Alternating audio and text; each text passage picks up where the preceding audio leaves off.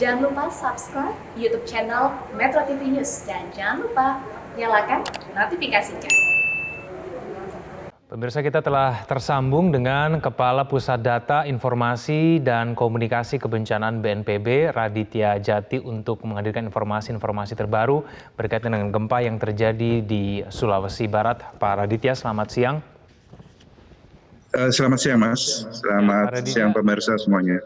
Ya, Pak Raditya, sampai siang hari ini ada berapa banyak Pak korban yang diakibatkan dari gempa di Majene, Sulawesi Barat ini? Baik, terima kasih. Jadi memang gempa saat ini dalam proses pendataan sampai jam 10.50 ini kami mendapatkan data dari Majene ada 8 orang meninggal dunia, kurang lebih ada 637 orang luka-luka dan 15.000 orang dalam pengungsian. Ada 3 titik pengungsian di Kecamatan Ulu Manda dan Kecamatan Malunda dan Kecamatan Sandana. Baik, 8 orang yang meninggal dunia ini apakah berasal di Majene saja atau dari wilayah lain? Sementara yang kami dapatkan dari Majene dan ini yang data kami terima dari daerah dan diterima oleh pusat data dari BNPB. Baik, berarti keseluruhannya sekarang 8 orang meninggal dunia ya Pak Raditya ya? Betul. Sementara info yang terkini kami bisa sampaikan bahwa arahan Bapak Presiden untuk segera Kepala BNPB dan Menteri Sosial segera ke lokasi, dan tadi pagi Bapak Kepala BNPB bersama Ibu Menteri Sosial sudah berangkat ke lokasi. Dan ada beberapa hal yang menjadi perhatian tertentu adalah pertama, evakuasi korban. Kami akan mengirimkan Sardok juga untuk mencari korban dan melakukan evakuasi bersama Basarnas. Kemudian kebutuhan-kebutuhan yang lain termasuk logistik, makanan siap saji dikirimkan siang ini melalui menggunakan Hercules, dan kebutuhan lain untuk pengungsian termasuk tenda dan juga selimut dan kebutuhan pengungsi yang lain yang dibutuhkan segera yang telah diminta oleh pemerintah daerah dan juga kebutuhan dari tempat-tempat pengungsian. Yang berikutnya adalah tentunya dalam masa era pandemi COVID ini protokol kesehatan tetap dilakukan. Jadi kami juga mengirimkan masker dan juga rapid test antigen yang akan dilakukan juga di beberapa titik pengungsian.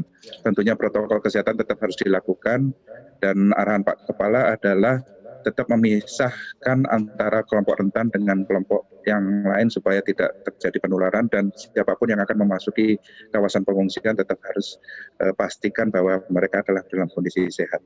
Demikian Mas, informasi yang mungkin cukup penting. Baik, Pak Raditya, mengenai kerugian material Pak, apa saja dampak dari gempa ini dari data terakhir yang dimiliki oleh BNPB? Baik, kami mendapatkan data dari Pusdalop dan data kerugian sampai saat ini masih dalam proses pendataan. Tentunya ini juga perlu waktu untuk mendapatkan datanya. Saat ini Kabupaten Mamuju ada Hotel Maleo yang rusak berat, kantor Gubernur Sulawesi Barat juga rusak berat, rumah warga rusak dalam proses pendataan, rumah sakit umum daerah Mamuju juga rusak berat, 1 unit minimarket rusak berat, jaringan listrik masih padam, komunikasi untuk seluler terputus dan kurang stabil. Sementara di Majene sendiri juga ada 300 unit rumah rusak dalam proses pendataan. Ini juga disebabkan karena ada longsor di 3 titik sepanjang jalan poros Majene Mamuju, dan 1 unit puskesmas rusak berat, 1 kantor dan Ranil Malunda rusak berat, dan jaringan listrik juga masih dalam kondisi padam. Baik. Ini adalah data yang kami dapatkan. Terima kasih. Baik.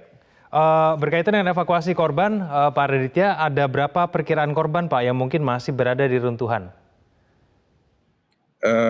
Saat ini kami belum ada data yang lengkap, tapi jelas proses tetap akan dilakukan karena kejadiannya dalam dini hari. Tentunya banyak masyarakat yang masih dalam kondisi tertidur dan ada di rumah, dan tentunya ini butuh tim gabungan dari posko sendiri ya, tidak hanya BPBD tapi juga dari Basarnas, kemudian juga dari TNI Polri tentunya, dan juga para relawan. Tentunya kita perlu bekerja keras untuk segera menemukan kalaupun masih ada beberapa masyarakat yang masih tertimbun dalam kejadian gempa ini. Kondisi terkini di wilayah Sulawesi Barat khususnya di Majene seperti apa Pak Raditya? Kalau terkini mungkin teman-teman di lapangan mungkin lebih bisa paham, tapi intinya bahwa sekarang masih dalam proses pencarian korban. Jadi kalau kita perhatikan masyarakat juga masih dalam kondisi trauma dan mereka juga masih belum ingin kembali ke rumah. Kalaupun mereka ada, mereka masih traumatik dan masih khawatir kalau nanti ada gempa susulan. Meskipun kita juga belum tahu kalau ada gempa susulan yang relatif lebih besar atau tidak, nanti kita tetap harus waspada karena sebetulnya gempa buminya bukan yang mematikan, tapi yang sebetulnya yang menelan korban jiwa adalah karena adanya reruntuhan dan struktur. Untuk itu memang betul sekali kita tetap harus waspada dalam kondisi saat ini kalau akan terjadi gempa yang berikut. Demikian Mas. Baik. Pak Raditya dari BMKG sendiri memperkirakan ada kemungkinan gempa susulan masih akan terjadi di sana. Apakah sudah ada antisipasi Pak yang disiapkan di sana? Baik, sebetulnya kalau kita perhatikan tentunya kita tahu bahwa risiko gempa bumi ada di beberapa titik tentunya, dan di Sulawesi adalah merupakan kawasan yang mempunyai risiko cukup tinggi terhadap gempa bumi. Dan yang paling penting adalah sekarang memberikan informasi kepada masyarakat, begitu pentingnya kita sadar terhadap potensi risiko bencana gempa bumi yang bisa terjadi. Peta risiko bencana memang sudah dimiliki oleh pemerintah daerah dan harapannya memang kesadaran itu muncul dari masyarakat dan masyarakat bisa tahu bahwa risiko itu harus dihadapi dengan upaya melakukan mitigasi termasuk penguatan retrofitting rumah dan sebagainya menjadi hal yang cukup penting. Dan bagaimana lakukan hal yang cukup penting adalah melakukan evakuasi secara mandiri atau bagaimana kita kalau terjadi gempa apa yang harus dilakukan. Nah, ini yang seringkali kita mungkin belum melakukan edukasi ataupun simulasi secara masif ya. Intinya kalau dalam kondisi pagi hari, dini hari tentunya dalam kondisi masyarakat masih terlelap tidur tentunya menjadi kesulitan juga bagi masyarakat untuk selalu waspada dalam hal menghadapi bencana gempa bumi ini. Jadi tentunya kita perlu benar-benar paham bagaimana kondisi lokasi, bagaimana struktur rumah, dan bagaimana posisi kita di mana dan apa yang harus kita lakukan dalam kondisi kalau itu terjadi gempa bumi. Demikian Mas. Baik, Pak Raditya, saya konfirmasi kembali berarti daerah yang paling terdampak, paling parah di wilayah Provinsi Sulawesi Barat adalah Kabupaten Majene, begitu ya, Pak Raditya? Betul. Saat ini yang kami dapatkan informasinya seperti itu. Oke, baik. Lalu kemudian posisi bantuan sendiri, Pak, apakah memang sudah sampai di tempat-tempat pengungsian dan kira-kira apakah akan rencana menambah tempat pengungsian lagi, Pak? Mengingat karena jumlah pengungsi mungkin akan terus bertambah. Berarti ya itu nanti akan selalu berkembang Mas. Jadi tergantung dari kebutuhan mendesak. Sekarang sembako, selimut, tikar, tenda pengungsi, pelayanan medis tentunya, terpal dan alat komunikasi, makanan siap saji, dan tentunya tadi sampai masker dan kebutuhan obat-obatan dan vitamin. Saat ini siang ini berangkat Hercules untuk mengirimkan beberapa kebutuhan logistik yang akan disampaikan ke lokasi. Jadi saya rasa ini dalam waktu dekat nanti akan segera diterima oleh masyarakat. Sementara itu juga kebutuhan logistik tentunya sudah dicukupi beberapa yang oleh BPBD yang ada di Kabupaten Majene dan Mamuju. Baik, koordinasi sendiri dengan pemerintah daerah setempat di sana seperti apa, Pak Raditya? Mengingat kantor Gubernur Sulawesi Barat dilaporkan juga terdampak dari gempa ini, Pak Raditya. Baik, terima kasih. Jadi memang kebutuhan koordinasi ini langsung pemerintah pusat, kami BNPB komunikasi langsung dengan pemerintah daerah dan tentunya makanya kita segera melakukan pendampingan, terutama karena sifat pemerintah pusat adalah melakukan pendampingan dengan pemerintah daerah untuk mendukung kebutuhan-kebutuhan apa saja kalau memang itu kolaps, apalagi dalam kondisi listrik padam, dan kita tetap harus selalu mencari informasi yang apa saja yang menjadi kebutuhan. Dan yang paling penting adalah sekarang adalah evakuasi dulu dan penyelamatan korban dan juga yang luka-luka itu nomor satu dulu, dan juga memenuhi kebutuhan dasar dari para pengungsi. Jadi itu yang lebih utama dulu dalam 1-2 hari ini, dan ini tentunya masih dalam proses pendataan. Jadi nanti tentu akan kami update dari semoga tidak ada korban lagi yang lebih besar, dan utamanya adalah bagaimana benar-benar kita melakukan evakuasi secara baik. Ya, ada kendala apa dalam proses evakuasi korban pada siang hari ini?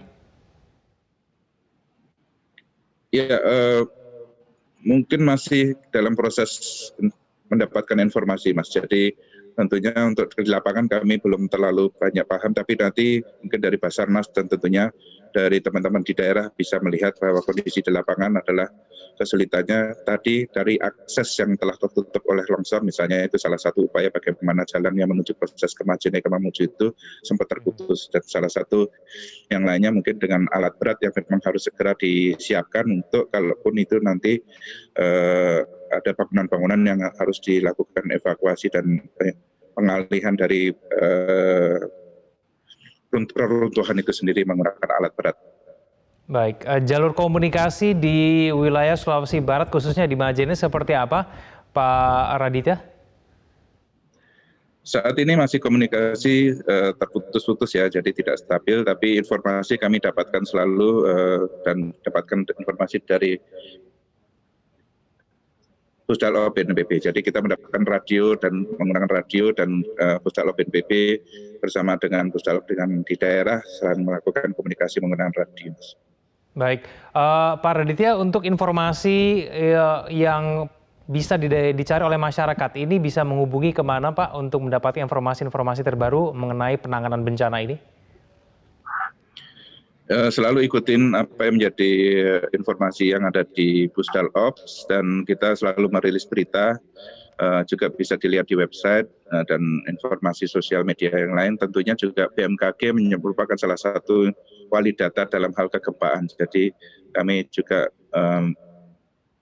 minta masyarakat untuk tetap memperhatikan informasi yang resmi dari BMKG dan tentunya teman-teman media kami mohon juga bisa memberikan informasi yang akurat dan betul-betul bisa membuat masyarakat lebih tenang. Intinya kita jangan panik, yang penting semuanya bisa ditangani dengan baik dan selamat. Demikian, Mas. Baik, terima kasih Pak Raditya Jati, Kepala Pusat Data Informasi dan Komunikasi Kebencanaan BNPB.